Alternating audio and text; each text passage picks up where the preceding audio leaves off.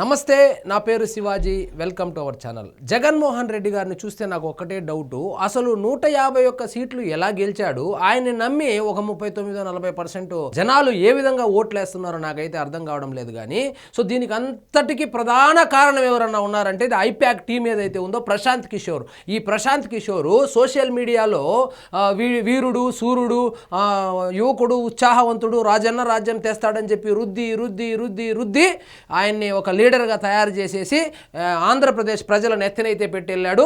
So దేవుడు ఉంటాడు కాబట్టి ఆడేదో బీహార్లో పార్టీ పెట్టుకున్నాడు. పార్టీ పెట్టుకుంటే అది గల్లంతు కూడా అయిపోయింది. సో 5 కోట్ల మంది ఉసురు ప్రశాంత్ కిషోర్ని అంత ఈజీగా వదిలిపెట్టదు.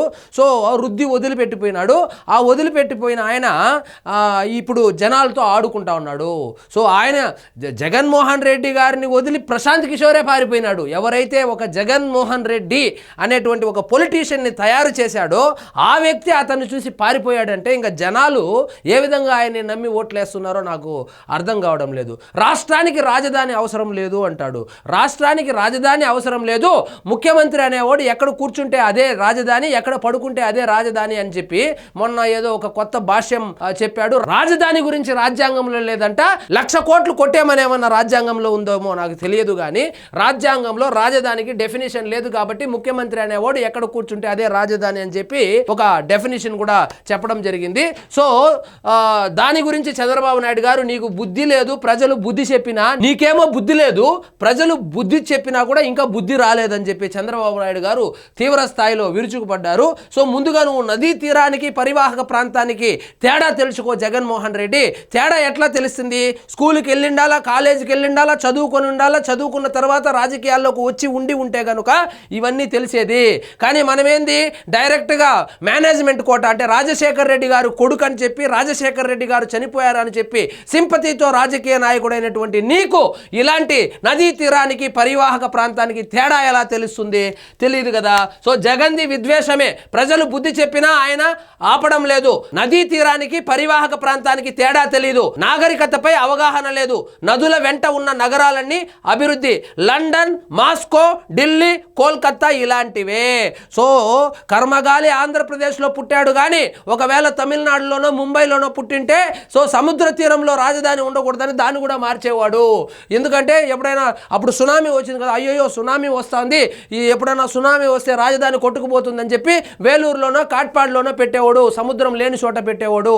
అంటే జగన్మోహన్ రెడ్డి గారి దృష్టిలో రాజధాని అంటే వర్షాలు పడితే మునిగిపోకూడదు, ఎండలు వస్తే ఎండిపోకూడదు, అంటే ఎక్కడైనా చెట్ల కింద పొదల్లో ఎక్కడైనా కొండల్లో పెట్టుకోవాలి. ఆయన ఏమైనా నెక్స్ట్ గెలిస్తే ఏమైనా కడప అడవుల్లో అక్కడ భారతీయ సిమెంట్స్ ఉంది కదా, భారతీయ సిమెంట్స్కు చుట్టుపక్కల ఏమైనా పెట్టుకుంటాడో తెలియదు. కానీ రాజధాని అంట అక్కడ ఉండకూడదు. నదీ తీరానికి పరివాహక ప్రాంతానికి ఆయనకి తేడా తెలియదు అనుకోండి. రివర్ బేసిన్ లో ఉందంట, రివర్ బేసిన్ లో ఉంది, అక్కడ నిర్మాణాలు చేయకూడదు అంటాడు. అదే రివర్ బేసిన్ కి 2 కిలోమీటర్ల దూరంలో పెద్ద ప్యాలెస్ ఒకటి కట్టుకొని అక్కడే ఉన్నాడు 5 సంవత్సరాలుగా. సో అదే ఈయన చెబుతా ఉన్నటువంటి రివర్ బేసిన్ ఏదైతే ఉందో అక్కడి నుంచి 5 సంవత్సరాలు పరిపాలన సాగించినటువంటి జగన్మోహన్ రెడ్డి గారు ఇప్పుడు వచ్చి అక్కడ మునిగిపోతుంది, అది రివర్ బేసిన్ కాబట్టి అక్కడ కట్టకూడదని చెప్పి ఇప్పుడు కొత్త డ్రామాకు తెర తీశాడు. నదుల వెంట ఉన్న నగరాలన్నీ అభివృద్ధి. లండన్, మాస్కో, ఢిల్లీ, కోల్కతా ఇలాంటివే. తిరుమల పవిత్రతను దెబ్బతీసేలా వైసీపీ కుట్రలు, ఈ విషయంలో కఠినంగా వ్యవహరిస్తాం. తిరుమల ఈ విషయం ఏంటంటే తిరుమలకు సంబంధించి ఎప్పుడైతే తిరుమల తిరుపతి దేవస్థానానికి సంబంధించి లడ్డూ తయారీలో కల్తీ నెయ్యి వాడారు అని చెప్పి ప్రూవ్ అయిపోయిందో అప్పటి నుంచి ఎక్కడ హిందువులు మనకు దూరం అయిపోతారో అని చెప్పిందనే ఈ వైఎస్ఆర్సీపీ వాళ్ళు ఒక గోరీ మహమ్మద్, గజనీ మహమ్మద్ లాగా ప్రయత్నాలు చేస్తూనే ఉన్నారు. తిరుమలలో ఏదో జరిగిపోతా ఉంది, కూటమి ప్రభుత్వము తిరుమలలో సరిగా పట్టించుకోవడం లేదు, అక్కడ భద్రతా వైఫల్యం ఉంది, హిందూ సాంప్రదాయాలకు అవమానం జరుగుతూ ఉంది వాళ్ళు అని చెప్పి ప్రతిరోజు ఏదో ఒకటి ఆవులు చచ్చిపోయిందంటారు, ఎవరో నమాజ్ చేసినారంటారు, లేదా తాళాలు ఎవరో ఆంధ్రజ్యోతి విలేకరు దగ్గర లేకపోతే టీవీ5 విలేకరు దగ్గర ఉందంటారు, ఇంకొకటి అక్కడ కాలినడకన పోయే చోట ఎవరో కూర్చొని బిర్యానీ తిన్నారంటారు. ప్రతిరోజు ఎక్కడో తిరుపతిలో తాగేసినటువంటి ఖాళీ మద్యం సీసాలు తీసుకెళ్లి తిరుమల పొదల్లో పడేసి ఇక్కడ మద్యం ఏరులై పారుతా ఉంది, అసలు భద్రతా వైఫల్యం ఉందని చెప్పి ఏదో ఒకటి. ముఖ్యంగా కరుణాకర్ రెడ్డి గారు ఉన్నారు కదా, కరుణాకర్ రెడ్డి గారు అయితే పొద్దున లేచినప్పటి నుంచి హిందువుల మనోభావాలతో ఆడుకోవడము, తిరుమల తిరుపతి దేవస్థానం యొక్క ప్రతిష్టను దిగజార్చడమే పనిగా పెట్టుకున్నాడు. సో ఇక అసలు విషయానికి వస్తే సో జగన్కు విద్వేషమే, జగన్కి అమరావతి అంటే గిట్టదు.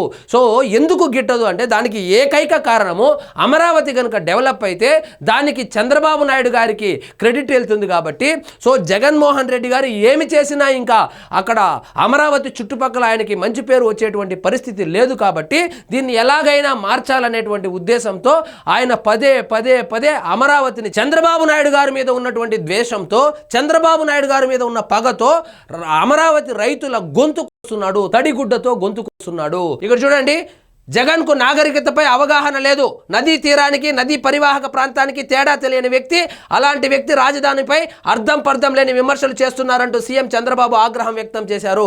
ఆయనకి ఏమీ తెలియదు, తెలియకుండా అర్థం పర్థం లేకుండా ఆయనైతే మాట్లాడుతూ ఉన్నారని చెప్పారు. సో ఇంకొక మాట కూడా అన్నారు మొన్న, సో నువ్వు వచ్చి ఇడుపులపాయకి పోతావు, ఇడుపులపాయలో ఒక 2 రోజులు ఉంటావు, మరి అక్కడ రాజధాని అది, ఆ 2 రోజులకి అక్కడ రాజధాని, కుమార్తెలు అక్కడ చదువుతా ఉన్నారు, లండన్కి వెళ్తావు, అక్కడ ఒక 2 రోజులు ఉంటావు, అప్పుడు లండన్ రాజధాని ఆంధ్రప్రదేశ్కు, 2 రోజులు యలహంకలో ఉంటావు, యలహంకలో ఉంటే యలహంక రాజధాని అంటే ముఖ్యమంత్రి ఎక్కడ ఉంటే అదే రాజధాని అనేటువంటి అర్థం పర్థం లేని, అంటే ఇండియాలోనే ఇలాంటి పొలిటీషియన్ని మీరు చూసి ఉండరు.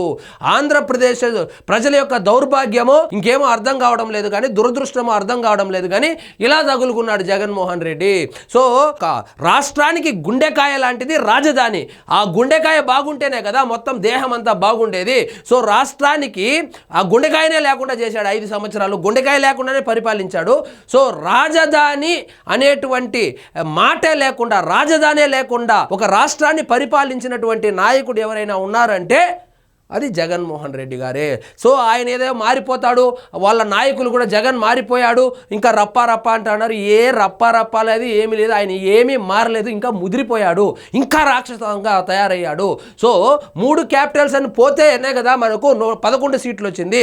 సరే, మరి 11 సీట్లు ఎందుకు వచ్చింది అని కూడా ఆత్మ పరిశీలన చేసుకోకుండా అదే గుడ్డెద్దుపోయి సేలో పడినట్లు అట్లే పోతా ఉన్నాడు. సో ఆయన్ని నమ్ముకొని కనుక మిగిలిన నాయకులు ఎవరైతే ఉన్నారో వైఎస్ఆర్సీపీలో వాళ్ళు కనుక 2029లో ఎన్నికలకు వెళ్తే కుక్క తోక పట్టుకొని గోదావరి ఇదినట్లే. సో ఉన్న డబ్బులన్నీ కరిగిపోవడం పక్కా. సో ఆయనకు నదీ తీరానికి పరివాహక ప్రాంతానికి తేడా కూడా తెలియదు, ఆయనకి సిగ్గు లేదు, బుద్ధి లేదని చెప్పి నిన్న చంద్రబాబు నాయుడు గారు అయితే చెప్పడం జరిగింది. సో ఇదండి ఈరోజు మన టాపిక్. మీకు ఈ వీడియో నచ్చినట్లయితే లైక్ చేయండి, షేర్ చేయండి, ఛానల్ మాత్రం సబ్స్క్రైబ్ చేసుకోవడం మర్చిపోవద్దు.